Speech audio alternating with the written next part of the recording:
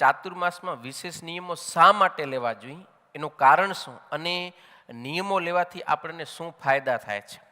તો જો મિત્રો, એના બે કારણ છે. એક તો આધ્યાત્મિક કારણ અને બીજું આરોગ્યલક્ષી કારણ. એમાં આધ્યાત્મિક કારણની અંદર આપણે જોઈએ તો શ્રીમદ ભાગવતના 8મા સ્કંધની અંદર જે બલિ અને વામનના પ્રકરણની કથા છે, એમાં આપણે જાણીએ છીએ કે ભગવાન 4 મહિના માટે ક્ષીરસાગરમાં શયન કરે છે, અથવા તો બલિરાજાને ત્યાં કને દ્વારપાળ તરીકે ત્યાં કને રહે છે. એટલે ઇન શોર્ટ કે ભગવાન છે ને એ ભક્તથી દૂર થાય છે. તો આવી પરિસ્થિતિની અંદર ભગવાન તો ભક્તથી દૂર થયા, પણ ભક્ત એવી ભાવના ધરાવે છે કે અમે ભગવાનથી દૂર ન થઈ, અમને સતત ભગવાનનું સામીપ્ય રહે. આવા આશયથી ભક્તજનો 4 મહિના સુધી વિશેષ શ્રદ્ધાએ કરીને વિશેષ ભક્તિભાવથી ભજન, ધારણા, પારણા, સ્તુતિ, પ્રાર્થના, જપ, તપ, પૂજા, અર્ચન વગેરે કરી અને ભગવાનની સમીપે રહે છે. બીજું કે આ અષાઢ સુદ એકાદશી એ દિવસે ભગવાન શયન કરે, એટલે એને દેવપોઢી કે દેવશયની એકાદશી તરીકે આપણે ઓળખીએ છીએ. ભગવાન જ્યારે શયન કરી જાય, ભગવાન પોઢી જાય ને, એટલે માયાનું જોર વધી જાય. માયાનું જોર વધે એટલે એ સમયે ભગવાનના ભક્તોએ વિશેષ સાવધાનપણે રહી અને આપણે ઇન્દ્રિયોને નિયમમાં રાખવી પડે. જો ઇન્દ્રિયોને નિયમમાં ન રાખી તો પછી આપણા ઉપર અનિષ્ટનો પ્રકોપ થાય છે, આપણી સાથે કંઈ દુર્ઘટના ઘટે છે, આધ્યાત્મિક માર્ગે આપણે અગ્રેસર હોઈએ તો પાછા પડી જાય છે. એટલે ભગવાનના ભક્તોએ વિશેષ જાગ્રત રહી પોતાનું આત્મનિરીક્ષણ કરવું, ઇન્દ્રિયોને નિયમમાં રાખવી, અને ભગવાન શયન કરે એટલે આપણે વિશેષ આત્મજાગૃતિ કરવી. હવે આત્માને જાગૃત કરવા, આત્માને બળિયો કરવાનો એક જ ઉપાય છે ભગવાનનું ભજન. જેટલું આપણે ભજન સત્સંગ વધારે કરશું એ પ્રમાણે આપણા આત્મામાં તાકાત આવશે, બળ આવશે. એટલે આ ચાતુર્માસને તો ભક્તિ કરવાની એક મોસમ, સિઝન કહે છે. કે ચાતુર્માસ છે ને એ ભગવાનના ભક્તોને માટે એક સિઝન છે કે એ દરમિયાન વધારે સત્સંગ ભજન કરી અને આપણે ભક્તિનો પાક લઈ લેવો જોઈએ. એટલે આ ચાતુર્માસ છે એ આપણા ઉપાસનાનો, આપણા નિયમ નિશ્ચય અને પક્ષનું રક્ષણ કરનારું એક સુરક્ષિત કવચ છે, એક ઢાલ છે. આપણી આંતરિક જે ભક્તિ છે એની વાડ છે આ ચાતુર્માસ છે. તો એટલા માટે આપણે ખાસ ચાતુર્માસની અંદર વિશેષ નિયમો લેવા જોઈએ. ભવિષ્યોત્તર પુરાણની અંદર ચાતુર્માસમાં વ્રત ઉપવાસ કરવાથી જે કંઈ લાભ થાય છે, ફાયદા થાય છે, એનું વર્ણન કરતાં કહ્યું છે, ચાતુર્માસ્યે નરો યો વૈ ત્યજેદ અન્નાદિ ભક્ષણમ સ ગચ્છેદ હરિ સાયુજ્યમ ન ભૂયસ્તુ પ્રજાયતે. ચાતુર્માસ દરમિયાન જે કોઈ ભગવાનનો ભક્ત અન્નનો એટલે કે વિવિધ પ્રકારના જે કંઈ વસ્તુ પદાર્થ છે, ભોગ્ય ખાવાના પદાર્થો, એનો ત્યાગ કરે છે, એને ભગવાનની સાયુજ્ય મુક્તિની પ્રાપ્તિ થાય છે. એટલે એને ફરીવાર ક્યારેય જન્મવું મરવું પડતું નથી. એટલે આ ચાતુર્માસ છે ને આપણને ભગવાનની સાથે એકીકૃત કરાવનારું એક પવિત્ર પર્વ છે. એટલે આપણે ખાસ નિયમો અવશ્ય લેવા જોઈએ. આ જોયું આપણે એક આધ્યાત્મિક કારણ.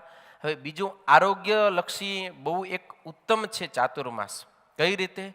તો કે આ જે ચાતુર્માસનો સમયગાળો છે ને એ આપણે શરીરને સુવ્યવસ્થિત કરવા માટેનો એક અવસર છે. જો આપણા જીવનની અંદર કોઈ પણ પ્રકારનો નિયમ ન હોય, એમાં પણ જો આહાર વિહારનો એટલે કે ખાવા પીવાનો કોઈ પણ પ્રકારનો નિયમ ન હોય તો માનવ જીવન અસ્તવ્યસ્ત થઈ જાય, સુવ્યવસ્થિત રીતે ન ચાલી શકે. અને એમાંય ચોમાસું હોય તો તમે જાણો છો કે આકાશની અંદર લગભગ બહુધા વાદળ ઘેરાયેલા હોય, એટલે સૂર્યનો પ્રકાશ છે એ વ્યવસ્થિત રીતે આપણા સુધી પહોંચતો નથી.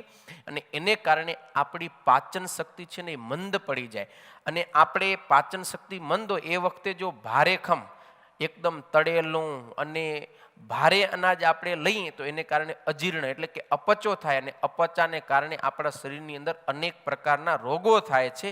એટલે આપણા ઋષિ મુનિઓએ માનવ જાતને આવા અનેક પ્રકારના રોગોથી મુક્ત કરવા માટે ચાતુર્માસની અંદર વ્રત તપ કરવાનું વિધાન કરી અને માનવ જાત ઉપર બહુ મોટો એક ઉપકાર કર્યો છે. અનેક પ્રકારના રોગોથી બચવા માટે એક ઉપાય બતાવ્યો છે. આપણા શાસ્ત્ર કહે છે શરીરમ આદ્ય ખલુ ધર્મ સાધનમ. આપણું શરીર છે ને એ ભગવાનને પ્રાપ્ત કરવા માટે સાધનામાં એક સાધન રૂપ છે. જો સાધન આપણો વ્યવસ્થિત હશે તો આપણે સાધના બરાબર કરી શકશું. સાધન જ બરોબર નહીં હોય તો સાધના નહીં થઈ શકે. માંદા શરીરથી ક્યારે પણ ભજન ભક્તિ થઈ શકતી નથી. એટલે આપણું શરીર સારું રહે, સુવ્યવસ્થિત રહે, સ્વસ્થ રહે એ બહુ જરૂરી છે.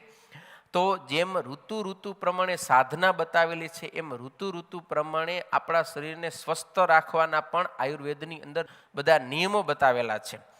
તો ખાસ આપણે જોઈએ તો આયુર્વેદના મતે 6 ઋતુ જે છે ને આપણી, જેમ કે હેમંત, શિશિર, વસંત, ગ્રીષ્મ, વર્ષા અને શરદ, આ 6 ઋતુમાં સૌથી વધારે રોગો વર્ષા ઋતુની અંદર થાય એ આપણને જોવા મળે છે. વર્ષા ઋતુ એટલે ચોમાસાનો સમય. તો અત્યારે પણ તમે જોશો કે ચોમાસાની શરૂઆત થઈ છે એટલે હોસ્પિટલની અંદર ખાંસી, ઉધરસ, તાવ, પેટમાં દુખવું, માથું દુખવું, ઇન્સ્પેક્શન થવું, આ રીતના દર્દીઓની સંખ્યા બહુ વધી જાય છે. કેમ? તો કે આ વર્ષા ઋતુની અંદર સહેજ રીતે આપણે બીમારીના ભોગી બનીએ છીએ, બીમારી બહુ વધે છે. એટલે ખાસ આપણે બીમારીથી બચી એ માટે આ નિયમો બતાવેલા છે. એની અંદર એક કારણ છે કે વાયુનો પ્રકોપ.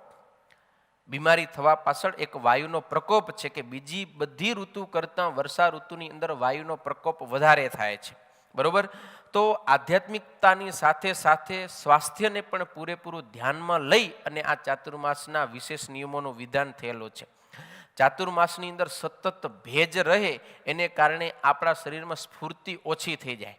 પછી ચાતુર્માસમાં અચાનક ગમે ત્યારે વરસાદ પડી જાય તો આપણે કામે ન જઈ શકીએ, એટલે ઘણી વખત ઘરે બેસી રહેવું પડતું હોય છે અને બેસી અને આપણે બીમાર પણ પડીએ છીએ. શરીરને જેટલો વ્યાયામ ખપે એટલો વ્યાયામ મળતો હોતો નથી અને શરીરની અંદર ગયેલા ભોજનને પચાવવા માટે જે તેજ તત્વો એટલે કે સૂર્યપ્રકાશની આવશ્યકતા છે, જરૂરી છે, એ પૂરતા પ્રમાણમાં ન મળવાથી આપણા શરીરની અંદર અનેક પ્રકારના રોગો થાય છે. એટલે આહારને નિયમમાં કરવો એ બહુ જરૂરી છે આ વર્ષા ઋતુના 4 માસ દરમિયાન. એટલા માટે તો ચરક સંહિતાની અંદર સૂત્ર સ્થાનના 6થા અધ્યાયની અંદર ચરક મુનિ ઋતુચર્યાની જ્યારે ચર્ચા કરે છે એની અંદર લખે છે વર્ષા ઋતુ માટે, વર્ષાસ્વગ્નિ બલે ક્ષીણે કુપ્યંતી પવનાદય. વર્ષા ઋતુની અંદર પૃથ્વીની બાફને કારણે અનેક પ્રકારના વાયુનો પ્રકોપ આપણા શરીરમાં થાય છે અને એને કારણે આપણો જે અગ્નિ છે એ મંદ પડી જાય અને જે 3 દોષ છે, વાત, પિત્ત અને કફ, એ ત્રણેયનો પ્રકોપ થાય અને આપણું સ્વાસ્થ્ય બગડે છે. તો આ એક સ્વાસ્થ્ય આપણું સારું રહે, આપણે બીમાર ન પડીએ, માંદા ન પડીએ અને આપણા શરીર દ્વારા ભજન ભક્તિ થતી જ રહે, એટલા માટે શરીરનું રક્ષણ કરવા માટે ખાસ આ ચાતુર્માસ દરમિયાન વિશેષ નિયમોનું વિધાન ઋષિ મુનિઓએ કરેલું છે.